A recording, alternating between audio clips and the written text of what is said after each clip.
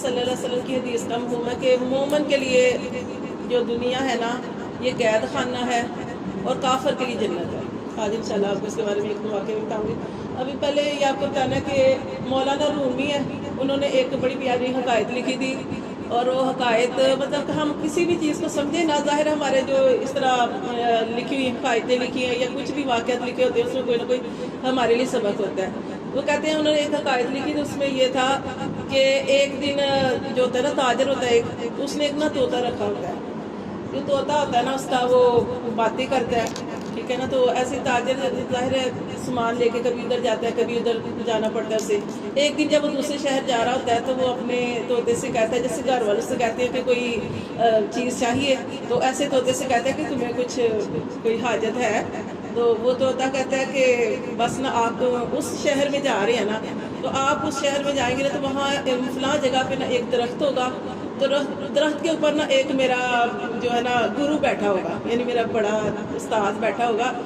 تو وہاں پہ آپ نے جا کے اسے پیغام دینا کہ دیار غیر سے نا ایک غریب الوطن قیدی جو ہے وہ آپ کو سلام کہتا ہے. بس یہ آپ نے کہنا جا کے. کہتے اور کہتے نہیں بس اور کچھ نہیں. وہ ایسے نا وہ تاجر چلا جاتا ہے. جب وہاں پہ جاتا ہے تو اپنا کام شام کر کے جب وہ اس جگہ پہ جاتا ہے، اس جگہ پہ پہنچتا ہے، تو وہاں اسی جگہ پہ جا کے نا تو دیکھتا ہے تو درخت ہوتا ہے. تو درخت کے اوپر نا ایک مطلب جیسے نا بڑی عمر کا طوطا وہ بیٹھا ہوتا ہے، اور اس کے ساتھ اور بھی طوطے بیٹھے ہوتے ہیں. اب نا یہ پیغام دیتا ہے، اس سے کہتا ہے کہ ایسے نا میرے پاس ایک طوطا ہے. تو وہ کہتا ہے کہ آپ میرے استاد ہو. تو اس طرح اس نے پیغام دیا کہ ایسے ایک قیدی ہے غریب الوطن سے، دیار غیر سے، تو وہ آپ کو سلام کرتا ہے. وہ طوطا جیسے ہی اس نے اس طرح بات کی تو وہ طوطا جو ہوتا ہے نا جو تھوڑا بڑا لگتا ہے وہ ایک دم نیچے گرتا ہے اور مر جاتا ہے. اچھا پھر وہ کیا ہوتا ہے کہ اس درخت کے اوپر جتنے بھی طوطے بیٹھے ہوتے ہیں نا وہ آہستہ آہستہ نا ایک ایک کر کے نیچے گرتے اور مر جاتے ہیں. وہ نا ابھی بڑا حیران ہوتا ہے، وہاں سارے طوطے مرے ہوتے ہیں، وہ چلا جاتا ہے، وہ واپس آ جاتا ہے. بہرحال حیران بڑا ہوتا ہے کہ یہ کیا ہے. اب وہ واپس آتا ہے تو گھر آتا ہے جب، تو پھر طوطا اس سے پوچھتا ہے کہ آپ نے ایسے ملے تھے؟ تو اس نے کہا ہاں میں نے تمہارا پیغام بھی دیا تھا، لیکن میں بڑا حیران ہوں کہ جیسے میں نے پیغام دیا تو وہ کہنے لگا کہ آگے طوطے نے کیا کیا، مطلب اس نے کیا جواب دیا. اس نے کہا جواب تو کچھ نہیں دیا، وہ ایسے درخت سے گرا اور مر گیا، اور بھی طوطے تھے وہ بھی مر گئے. اس نے یہ سنیا نا تو اس طوطے نے کیا کیا، وہ بھی جہاں پہ تھا نا وہ بیٹھا ہوا گرا، اور اس نے بھی ڈرامہ کیا کہ وہ مر گیا، وہ بھی مر گیا. اس نے کیا کیا، اس نے دیکھا کہ سانس بھی نہیں لے رہا، مر گیا. اس نے بھی بڑا، اس نے پکڑا اس کو باہر پھینک دیا. کیا کرنا اس نے باہر ہی پھینکنا تھا، باہر پھینکا. جیسے ہی پھینکا وہ سوٹ کے درخت پہ وہ بیٹھ گیا. وہ بڑا حیران ہوا کہ یہ کر کے رہے. وہ مطلب اس کا یہ تھا کہ اس نے کہا کہ میں آپ کو یہ بتاتا ہوں کہ وہ میرا گرو تھا، میں نے اسے پیغام دیا تھا، اپنے الفاظ میں نے شکایت کی تھی کہ ایسے میں کہتی ہوں، تو اس نے طریقہ مجھے بتایا تھا کہ ایسے کرنا ہے. تو یہ کہ اس مطلب میں آپ کو یہ جو کہانی ہے اس کا مطلب یہ ہے کہ انسان کو دنیا میں رہنے سے پہلے، مرنے سے پہلے مرنا پڑتا ہے، پھر آپ کو کہیں جا کے تو وہ صحیح زندگی ملتی ہے، آزادی ملتی ہے. تو یہ ہم جو اس دنیا میں رہ رہے ہیں، ہم بھی اس دنیا میں رہ رہے ہیں، تو سمجھے کہ ہمارے لیے قید خانہ نا اللہ تعالیٰ نے پابندیاں لگا دی ہیں. یا جو آپ دیکھیں کتنے ایسے لوگ ہیں جو اپنی خواہشوں کو پورا کرتے ہیں، مطلب جو دل میں، اور کچھ لوگ ایسے ہیں جو اللہ کے ہر حکم کو مانتے ہیں. جیسے اللہ نے فرمایا کہ نمازیں پڑھنی ہے، 5 وقت کی نماز بھی پڑھتے ہیں، اور بھی کر لیتے ہیں، اضافی بھی کر لیتے ہیں، روزے بھی رکھتے ہیں سارا، اور ڈرتے بھی رہتے ہیں، عمل بھی کرتے ہیں اور ڈرتے بھی رہتے ہیں. تو یہ ہے کہ مطلب ہر روز اپنے آپ کو مارنا پڑتا ہے، مرنا پڑتا ہے، مارنا پڑتا ہے کہ کسی نے کچھ کہہ دیا پھر بھی آپ بھی تو جواب دے سکتے ہیں، لیکن آپ وہ کیا کرتے ہیں اپنے اندر ہی ڈال لیتے ہیں، اندر ہی ڈال لیتے ہیں. تو یہ ہوتا ہے نا کہ یہ ہر چیز سے ہمیں کوئی نہ کوئی حاصل ہوتا ہے کہ جب تک آپ برداشت نہیں کریں گے، صبر نہیں کریں گے، یا اس طرح کی جیسے نبی پاک صلی اللہ علیہ وسلم نے اتنی بڑی بات بتا دی ہے کہ مومن کے لیے قید خانہ ہے کہ اسے ہر کام میں وہ سارے اللہ کے حکموں کو ماننا پڑے گا. پھر ماننا وہ مشکلات پیش آئیں گی. مشکلات دیکھیں نا، آپ کی محفل لگی ہوئی ہے، آپ نماز کا ٹائم ہو گیا تو آپ بیٹھ کے باتیں کر سکتی ہیں، لیکن آپ کو پتہ ہے کہ نہیں میرے اللہ کو حکم ہے، آپ اٹھیں گی، ٹھیک ہے. مہمان بھی آئے ان کو بھی ٹائم دیں. جیسے نبی پاک صلی اللہ علیہ وسلم کی محفل لگا کرتی تھی تو بیویاں بھی بیٹھی ہوتی تھی تو ہنس کھیل رہے ہوتے تھے، آپس میں بیٹھے باتیں کر رہے ہوتے تھے. لیکن جیسے اذان ہوتی تھی تو حدیث میں آتا ہے کہ ایسے ہو جاتے تھے کہ جیسے آپ ان کو جانتے ہی نہیں ہیں. تو اسی طرح مہمان بھی اگر گھر میں آئے تو پھر بھی اللہ کو ٹائم دینا، ہاں اپنی نماز مختصر کر دے، مختصر سے مراد ٹھیک ہے، جو فرائض جو ہیں وہ تو آپ نے پڑھنے ہیں، ہاں باقی نماز جو ہے وہ اس کو ضرور ادا کرنا ہے۔ اس طرح یہ اللہ تعالیٰ کے جو حکم ہے یہ ہمارے لیے فائدہ مند ہے، ٹھیک ہے۔ اسی طرح دیکھیں کہ نبی پاک صلی اللہ علیہ وسلم نے فرمایا کہ لذتوں کو توڑنے والی چیز جو ہے موت، اس کو یاد کیا کرو۔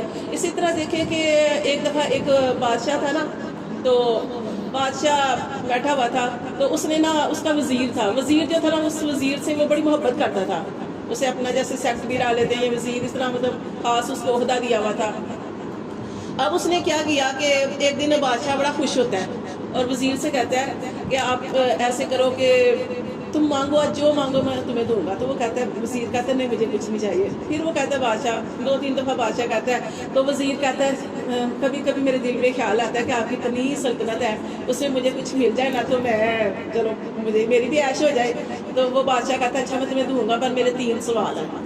اگر تم میرے 3، ایک وہ اپنے کاتب کو بلاتا ہے، کاتب کو کہتا ہے لکھو، وہ لکھتا ہے، کہتا ہے یہ لکھ دو کہ میں نے اسے آدھی نہیں مطلب اپنی سلطنت، ہاں آدھی سلطنت دے دی، لیکن اس کے لیے میری 3 شرطیں ہیں، 3 سوالوں کے جواب، 3 سوالوں کے جواب دے گا اسے آدھی سلطنت دے دوں گا، اگر نہیں دے گا تو پھر کیا کروں گا کہ اس کا پھر گردن اڑا دوں گا۔ وہ پھر بادشاہ وزیر سے کہتا ہے کہ اپنا، کہتا ہے ٹھیک ہے دوں گا 3 سوالوں کے جواب۔ کہتا ہے اچھا ایسے کرو کہ آپ نے نا، بادشاہ کہتا ہے آپ کو نا 1 مہینے کا ٹائم ہے، 1 مہینے کے اندر جواب مجھے دے دو، اگر تمہیں جواب تم دے دو گے تو تمہیں میں پھر یہ اپنی آدھی سلطنت دے دوں گا، اگر نہ دیے تو پھر تمہاری میں نے گردن اڑا دینی ہے۔ اب وہ کیا تھا کہ وہ ہوتا کیا ہے کہ وہ آدمی جو ہوتا ہے وزیر ہوتا تھا وہ پریشان ہے۔ سوال کیا کیے تھے، میں یہاں پہ لکھے ہوئے تھے کہ سوال اس نے کیے کہ دنیا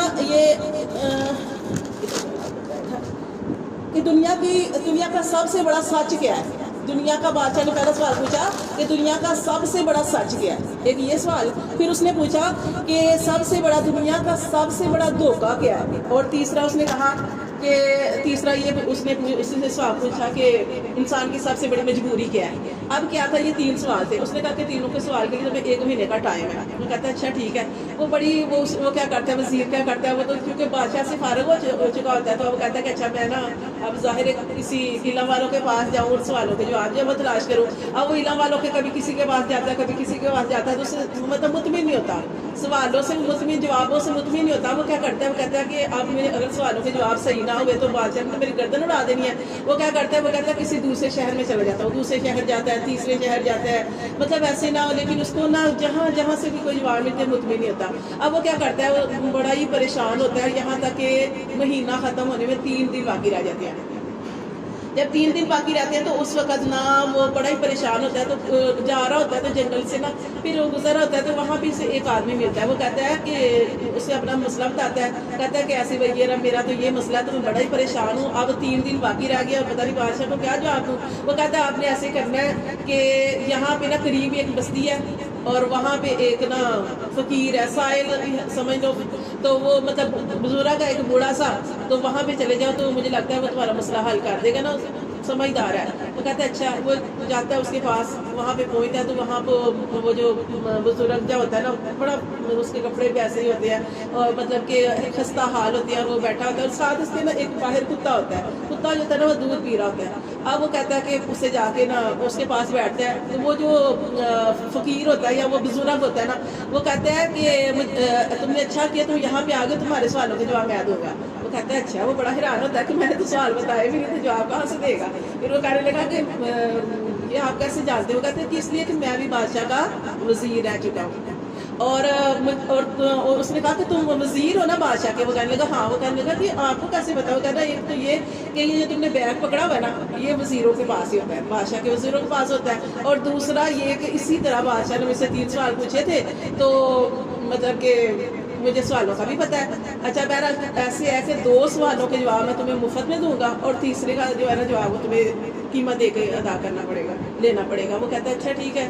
اس ایسے سوال یہی جو میں نے ابھی سوال بتایا کہ دنیا کا سب سے بڑا سچ کیا ہے، وہ بتا دیتا ہے کہ اس دنیا کا سب سے بڑا سچ یہ ہے موت، کہ موت آنی ہی آنی ہے۔ کوئی بھی اس دنیا میں جو بھی آیا اس نے اس دنیا سے جانا ہے، وہ کوئی بھی باقی نہیں رہا. اور اس نے کہا کہ دوسرا سوال یہ کیا کہ دنیا کا سب سے بڑا دھوکہ, اس نے کہا یہ قرآن میں بھی اللہ نے فرما دیا کہ اللہ فرماتے ہیں کہ دنیا کے دھوکے میں نہ آنا, یہ دنیا کی زندگی دھوکہ ہے, آخر ختم ہونا ہے. اس نے کہا یہ دو سوالوں سے جواب ہے. تیسرا سوال اس نے کہا تھا کہ دنیا میں انسان کی سب سے بڑی مجبوری کیا ہے, تو اس نے کہا کہ اس سوال کا جواب جو ہے نا تمہیں قیمت دے کے ادا کرنا پڑے گا. وہ وزیر کہتا ہے کہ اگر یہ اس کا جواب مل گیا تو مجھے اور کیا چاہیے, مجھے بادشاہ آدھی سلطنت دے دے گا تو مجھے میرے پاس جو ہے نا وہ سارا کچھ لے لے. وہ کہتا ہے کہ مجھے یہ سارا کچھ نہیں چاہیے, دولت نہیں چاہیے, ہاں ایک کام کرنا پڑے گا. وہ کہتا ہے وہ کیا, وہ کہتا ہے یہ جس کتے نے جس برتن میں دودھ پیا نا یہ باقی دودھ تم پیو. وہ کہتا ہے میرا اتنا اسٹیٹس, مطلب میں کیسے میں تو ایسے کر بھی نہیں سکتا, آپ سوچ نہیں سکتے کہ میں بادشاہ کا وزیر ہوں اور میرا کیا مقام ہے, اور آپ مجھے کہہ رہے ہیں کہ اس کا یہ بچا ہوا دودھ پیو اور یہ کتے والے برتن میں کبھی بھی نہیں پیوں گا. وہ کہتا ہے سوچ لے, پھر گردن اڑا جا کے. وہ بڑا سوچتا ہے, اسے کچھ سمجھ نہیں آتی, کچھ بھی نہیں سمجھ آتی. وہ کہتا ہے کہ کیا کروں, آپ پی لیتا ہوں. وہ پھر پکڑتا ہے وہ برتن اور ایک آنکھیں بند کر کے تو ایک دم سارا دودھ پی جاتا ہے.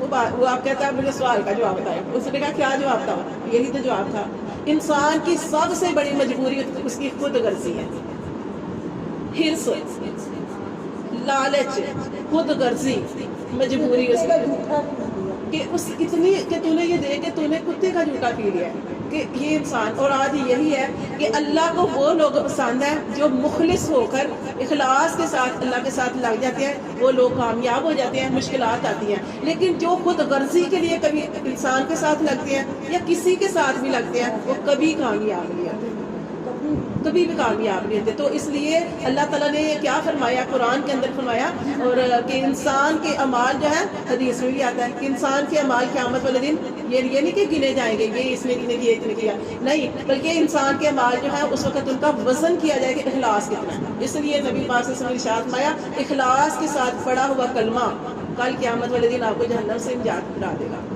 کہ اللہ تعالیٰ اس کے اندر, جیسے وہ میں نے آپ کو بتایا تھا, ایک پرچی اس پہ اوپر کلمہ لکھا ہوگا تو اللہ تعالیٰ فرمائیں گے جاؤ اس کو جا کے تلوا لو. اور جب وہ تلوائے گا تو سارے گناہ جو گناہوں سے 99 دفتر بھرے تھے وہ سارے جو ہیں وہ ہلکے پڑ جائیں گے, اور اللہ کے نام والا لا الہ الا اللہ محمد رسول اللہ باری ہو جائے گا. اور یہ ہے کوئی بھی کام, اس لیے کوئی بھی کام کرنا ہے تو اس کے اندر اخلاص ضروری ہے. اخلاص نہیں ہے نا تو وہ چھوٹی سی, بس آپ کو حدیث نہیں بتا رہی, بس آپ کو صرف یاد دہانے کے لیے وہ بتانا ہے کہ سب سے پہلے, اور یہ حدیث بیان کرتے ہوئے ابو ہریرہ 3 دفعہ بے ہوش ہوئے تھے.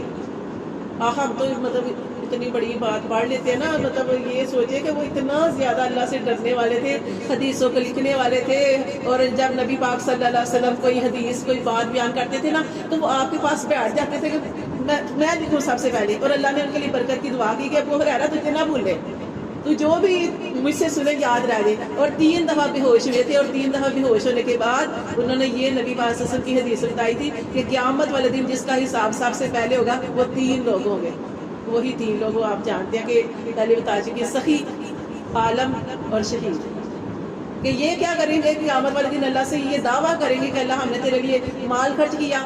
علم سکھانے والا کہے گا کہ اللہ تیرے لیے علم سکھایا, اور شہید کہے گا کہ اللہ تیرے لیے جان دے لی. اللہ فرمائے گے سب جھوٹ ہے, میرے لیے کیا ہی نہیں, سب کچھ آپ نے نہیں کیا, تیری نیت ہی نہیں تھی. پھر اللہ فرماتے ہیں کہ ان کو جہنم میں گرا دیا جائے گا. اس لیے ہر کام کے اندر اخلاص ضروری ہے.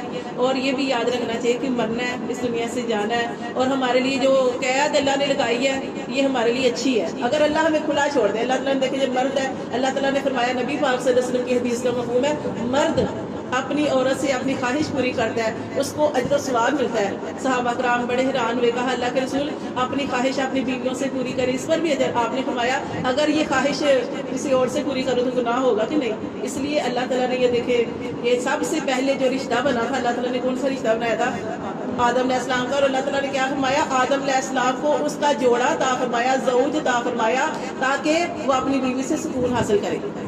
تو یہ اللہ تعالیٰ نے یہ جو چیزیں رکھی ہیں یہ ہمارے لیے بہتر ہے. تو اللہ تعالیٰ بس ہمیں ان کا اتباع کرنے کی اور عمل کرنے کی توفیق عطا فرمائے.